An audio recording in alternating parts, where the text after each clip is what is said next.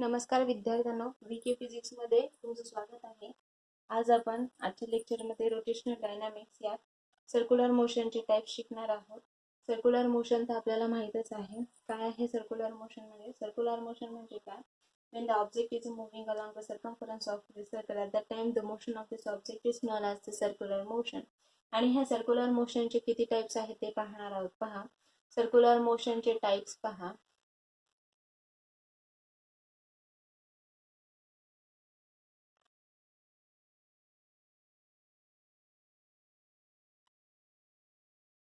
दोन टाइप्स आहेत, एक तर नॉन युनिफॉर्म सर्क्युलर मोशन आणि uniform circular motion.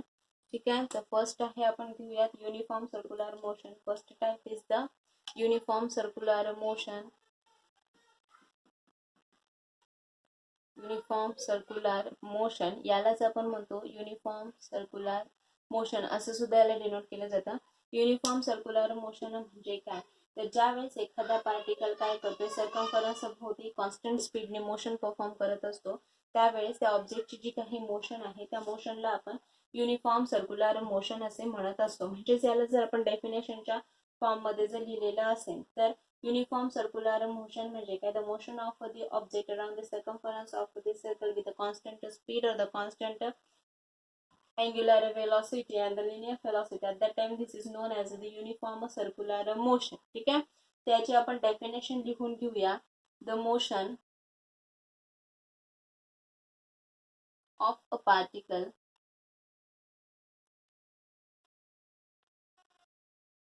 along the circumference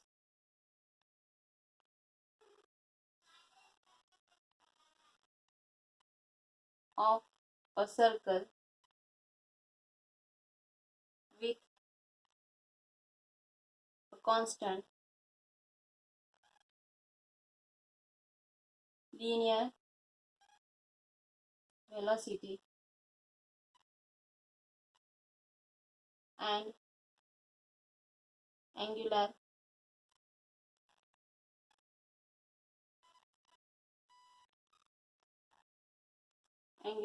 velocity. ठीक है, is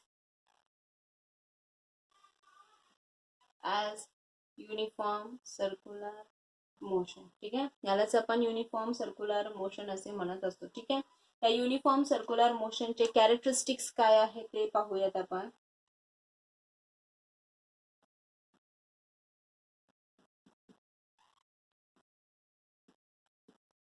म्हणजे एखादा ऑब्जेक्ट जेव्हा युनिफॉर्म सर्क्युलर मोशन परफॉर्म करत असतो तर त्यावेळेस कुठले कुठले कॅरेक्टरिस्टिक्स आहेत ते पाहूया. पहा, एखादा ऑब्जेक्ट लेटस कन्सिडर करा. काय कन्सिडर करायला लागलो? एखादा ऑब्जेक्ट आहे, तो ऑब्जेक्ट काय करायला लागला? युनिफॉर्म सर्क्युलर मोशन परफॉर्म करायला लागलेला आहे. ठीक आहे, तो काय करतो? युनिफॉर्म सर्क्युलर मोशन परफॉर्म करतो. सपोज करा की हा काय आहे?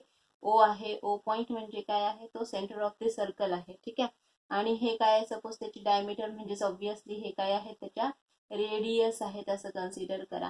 आणि ही काहीतरी त्याची ठराविक पोझिशन्स आहेत त्या ऑब्जेक्टची असं कन्सिडर करा. ठीक आहे, मग आता ऑब्विसली हा ऑब्जेक्ट जेव्हा काय करतोय? सर्क्युलर मोशन परफॉर्म करतोय, तर त्यावेळेस आपण काय करणार? त्याची अँग्युलर व्हेलॉसिटी कॉन्स्टंट आहे म्हटलं आपण, त्याची लिनियर व्हेलॉसिटी कॉन्स्टंट आहे असं म्हटलेलं आहोत, है ना. म्हणजे त्यावेळेस काय झालं? तो ऑब्जेक्ट काय करतो? सर्क्युलर मोशन परफॉर्म करायला लागलेला आहे. त्याची जी काही स्पीड आहे, ऑब्विसली लिनियर व्हेलॉसिटी आपण कसं शो करत असतो? Along the tangent to this point, है ना. ज्या पॉइंट वरती तो ऑब्जेक्ट आहे, ज्या पोझिशनला आहे, तिथून आपण टँजंट ड्रॉ केली की काय होतं? त्या व्हेलॉसिटीची काय होती? डायरेक्शन आपल्याला शो करता येते लिनियर व्हेलॉसिटीची. ठीक आहे, तर हे सपोज करा की this is the velocity of this object is the, अशा प्रकारे. हे काय आहे? त्याची रेडियस आहे त्या ऑब्जेक्टची. हा काय आहे? त्याचा सेंटर आहे असं कन्सिडर करा. मग आता हा ऑब्जेक्ट जो आहे तो काय करायला लागलेला आहे? युनिफॉर्म सर्क्युलर मोशन परफॉर्म करायला. युनिफॉर्म सर्क्युलर मोशन परफॉर्म करायला त्यात फर्स्ट पॉइंट आपण काय सांगितलेलं आहे की त्याची जी लिनियर स्पीड आहे ती कशी असती? कॉन्स्टंट असते. कशी असती? लिनियर स्पीड कशी आहे? ती कॉन्स्टंट आहे. ठीक आहे, फर्स्ट काय तर याची लिनियर स्पीड कॉन्स्टंट असली पाहिजे. त्याच्यानंतर त्याची लिनियर व्हेलॉसिटी पण कशी असायला पाहिजे? ही कशी असायला पाहिजे? कॉन्स्टंट असायला पाहिजे, है ना. म्हणजेच काय होतंय की ही जी काही ऑब्जेक्ट आहे याचं मॅग्निट्यूड कॉन्स्टंट असेल बरं, वी नोन दॅट व्हेलॉसिटी जी आहे ते कोणत्या कोणत्या कंडिशन मध्ये बदलते सांगा बरं. एक तर काय आहे, त्या ऑब्जेक्टची डायरेक्शन चेंज होत असेल, कारण व्हेलॉसिटी काय आहे, ती व्हेक्टर क्वांटिटी आहे. स्पीड काय आहे, ती कशी क्वांटिटी आहे, स्केलर क्वांटिटी आहे ना. म्हणजे ह्या दोघांचं मॅग्निट्यूड सेम असू शकतं, आहे की नाही. या दोघांचं मॅग्निट्यूड सेम असू शकतं, परंतु व्हेलॉसिटी व्हेक्टर क्वांटिटी आहे ही तर कॉन्स्टंटच असेल, पण हे कशी असेल, याची मॅग्निट्यूड कॉन्स्टंट असेल, आहे की नाही.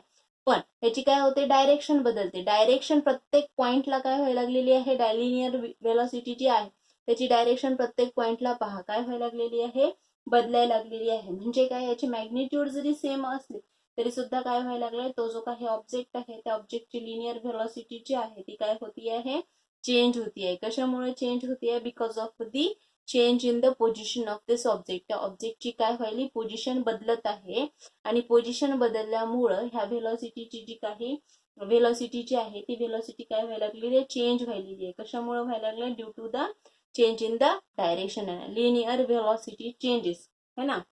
Linear velocity of the particle, इथे लिहू आपण, ठीक आहे.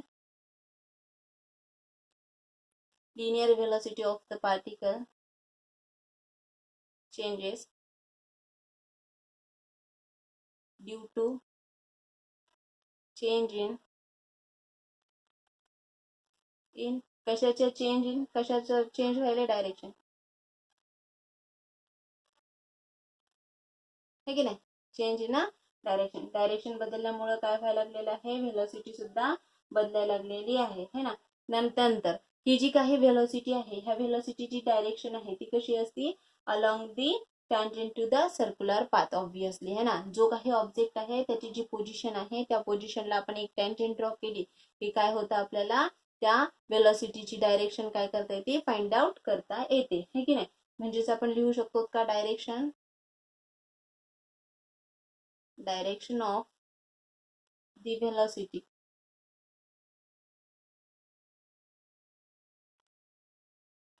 है ना. Linear velocity is along the tangent to the circular,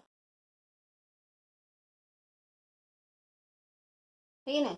obviously हा काय आहे, सर्क्युलर पाथच आहे ना.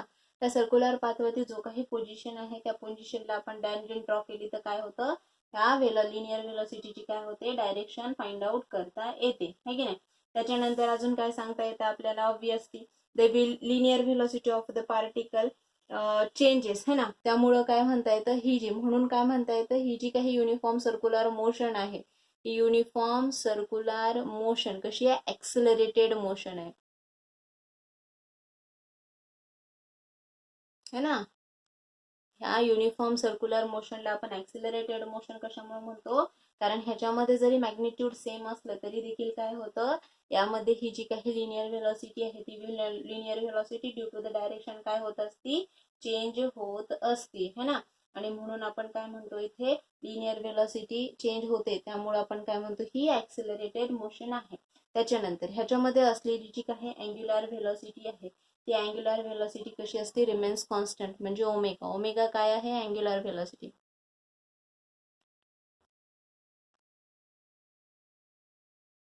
Of the particle,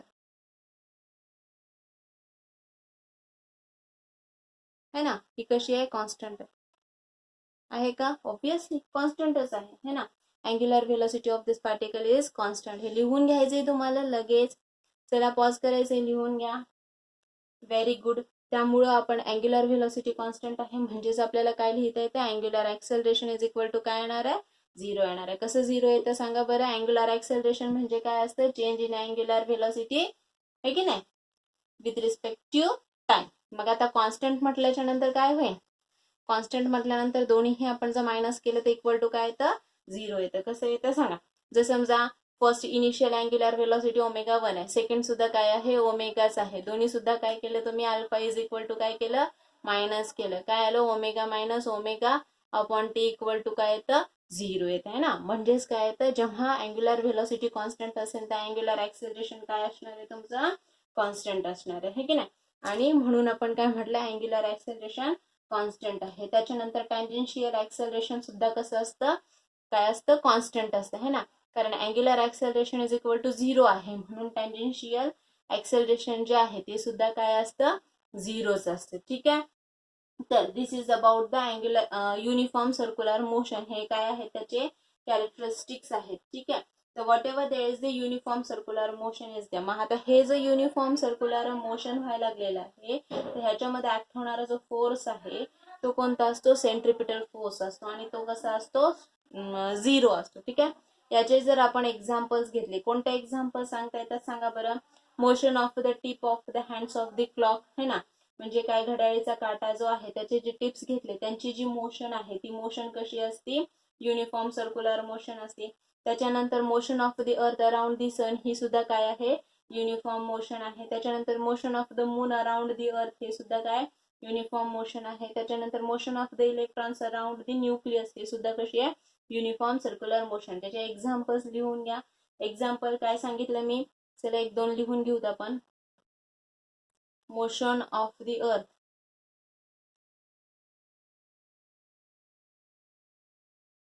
around the sun. नंतर second, motion of the moon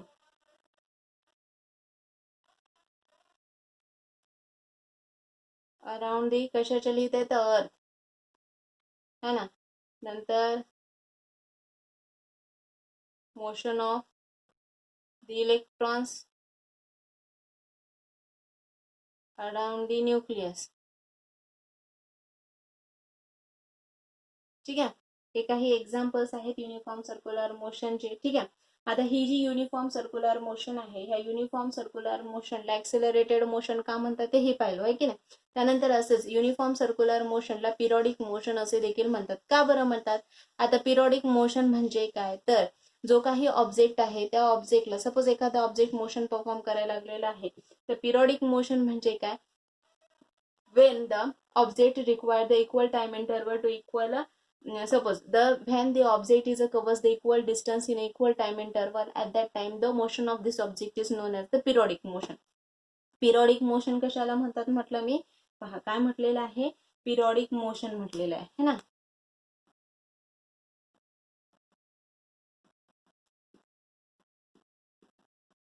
periodic motion म्हणजे काय, equal distance in equal interval of time.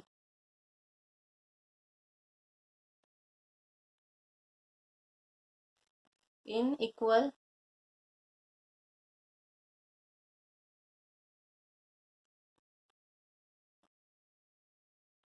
म्हणजे एखादा ऑब्जेक्ट जर समजा इक्वल इंटरवल ऑफ टाइम मध्ये इक्वल डिस्टन्स कव्हर करत असेल, त्यावेळेस त्याची जी मोशन असते त्या मोशनला आपण काय म्हणतो, पिरियडिक मोशन असे म्हणत असतो. मग आता काय म्हटलं, हे युनिफॉर्म सर्क्युलर मोशन जी आहे ती कशी आहे, पिरियडिक आहे. कसं, आता पहा आपण काय म्हटलं, युनिफॉर्म सर्क्युलर मोशन म्हणजे काय, तर तो जो ऑब्जेक्ट आहे एक रिव्होल्युशन म्हणजे तो कसा फिरतोय, कॉन्स्टंट स्पीडने फिरायला लागलाय, कॉन्स्टंट व्हेलॉसिटीने फिरायला लागलाय है ना.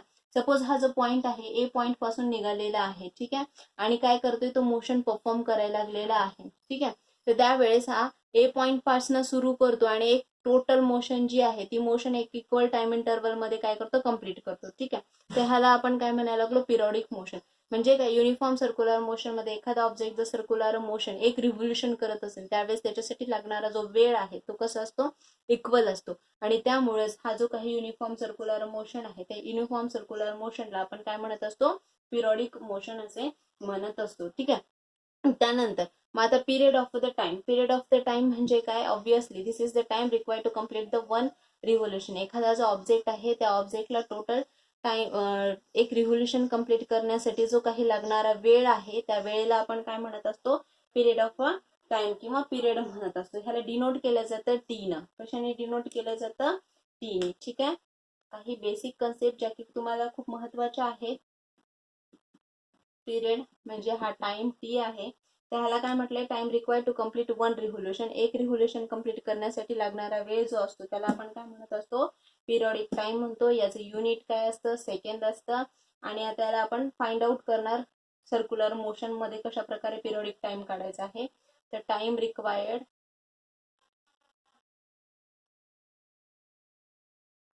To complete 1 revolution. ठीक आहे. तर मग आता हे काढायचंय कसं आहे, टी म्हणजे आपल्याला माहिती आहे, काय माहिती आहे, स्पीड किंवा घ्या तुम्हाला माहिती आहे स्पीड इज इक्वल टू काय असतं, डिस्टन्स अपॉन अ टाइम असतं है ना. तर आपल्याला काय करायचं आहे, टाइम काढायचा आहे, टी म्हणजेच काय करायचंय, आता हा टाइम तुम्ही कॅपिटल टी घ्या, पिरियॉडिक टाइम काढतो आपण है ना.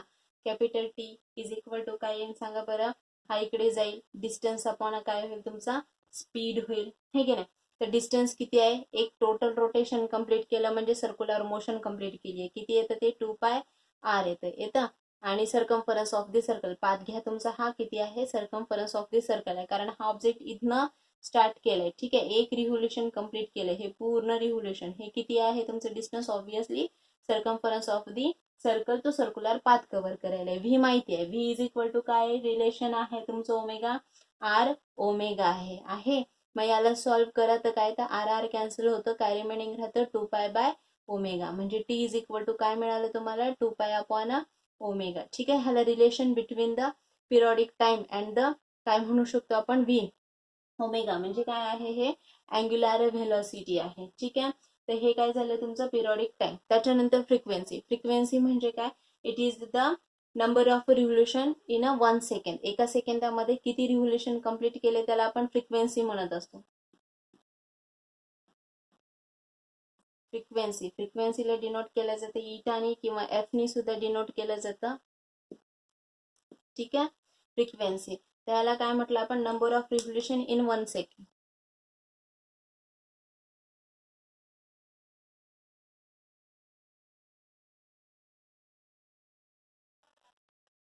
ठीक आहे.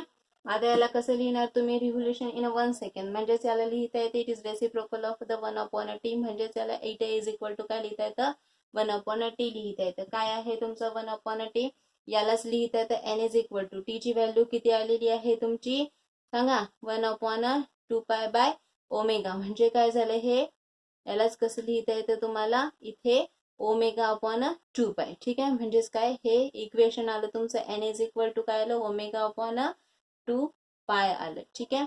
This is the relation between दिस. त्यानंतर हेच इक्वेशन तुम्हाला कसं लिहिता येतं सांगा, रिलेशन बिटवीन द ओमेगा आणि n कसं लिहिणार तुम्ही सांगा बरं. Obviously this is the relation, ह्यालाच आपल्याला कसं लिहिता येतं, हे जे इक्वेशन आहे याच इक्वेशनला आपल्याला लिहिता येतं, पहा काय लिहिता येतं, ओमेगा इज इक्वल टू काय लिहिता येतं, 2πn लिहिता येतं. ठीक आहे, हे एक इक्वेशन मिळेल. त्यानंतर तुमचं व्ही इज इक्वल टू काय आहे, आर ओमेगा आहे, यामध्ये ओमेगा पुटअप करा, तर व्ही इज इक्वल टू काय येईल तुमचा, आर इंटू 2πnl, म्हणजेच काय येतं, हे व्ही इज इक्वल टू काय येतं, 2πrn. This is the relation between the linear velocity and the frequency. This is the relation between the angular velocity and the frequency. ठीक आहे. फ्रिक्वेन्सी कशामध्ये measure करत असतो आपण, this frequency is measured in to the hertz. ठीक आहे, या unit मध्ये आपण मेजर करत असतो. तर हर्ट्स म्हणजे काय आहे, this is the relation between these, what we are says that the relation between the omega and the frequency. त्यानंतर relation between the v and the frequency म्हणजेच काय, लिनियर व्हेलॉसिटी आणि फ्रिक्वेन्सी, अँग्युलर व्हेलॉसिटी आणि frequency म्हणजे काय असतं. त्यानंतर त्याच्याशी रिलेशन, ह्या सर्व बाबी आपण आजच्या लेक्चरमध्ये पाहिलेल्या आहेत. पहा आजच्या लेक्चरमध्ये आपण काय काय पाहिलो, सर्क्युलर मोशनचे टाइप्स पाहिलेलो, त्याच्यानंतर अजून काय पाहिलेलो, uniform circular motion, non uniform circular motion म्हणजे काय असते. नॉन युनिफॉर्म सर्क्युलर मोशन म्हणजे काय असतं, की यामध्ये जो काही ऑब्जेक्ट आहे तो ऑब्जेक्ट कॉन्स्टंट स्पीडनं फिरतो का, नाही, तो कंटिन्युअसली काय होतो, त्याची जी मोशन आहे सर्क्युलर मोशन आहे, परंतु ती मोशन काय होते, कमी जास्त, त्याची जी व्हेलॉसिटी आहे ती व्हेलॉसिटी कशी असते, व्हॅरिएबल असते. तर त्या मोशनला आपण काय म्हणत असतो, नॉन युनिफॉर्म सर्क्युलर मोशन असं म्हणत असतो. ठीक आहे, ही जी नॉन युनिफॉर्म सर्क्युलर मोशन आहे त्याच्यामध्ये जर आपण एक्झाम्पल घेतलं तर the motion of the particle along the vertical circle under the gravity in the is the non uniform circular motion. म्हणजे एखादा ऑब्जेक्ट आहे तो सर्क्युलर मोशन मध्ये फिरायला लागलाय, पण तो कसा आहे, ग्रॅव्हिटी मध्ये. फॉर एक्झाम्पल घ्या बोफन, त्याची जी व्हेलॉसिटी आहे ती नॉन युनिफॉर्म सर्क्युलर मोशन असते. ठीक आहे, तर एखादा ऑब्जेक्ट आहे तो काय करतोय, व्हर्टिकल सर्कल मध्ये फिरायला लागलेला आहे आणि तो कसा आहे, अंडर द ग्रॅव्हिटी म्हणजे त्याच्यावरती ग्रॅव्हिटेशनल फोर्स एक्झर्ट व्हायला लागलेला आहे. ठीक आहे, तर त्यावेळेस त्याची जी मोशन असते ती कशी असते, नॉन युनिफॉर्म मोशन असते. ठीक आहे. तर this is about all these things are द्या. ह्या सर्व बाबी तुम्हाला लक्षात ठेवायच्या आहेत. आजच्या लेक्चरमध्ये एवढंच, थांबू आपण इथे. आजच्या लेक्चरमध्ये काही डाऊट असतील तर कमेंट करून पाठवायचे आहेत. आणि आजचं लेक्चर कसं वाटलं, जर आवडलं असेल तर लाईक जरूर करा. थँक्यू.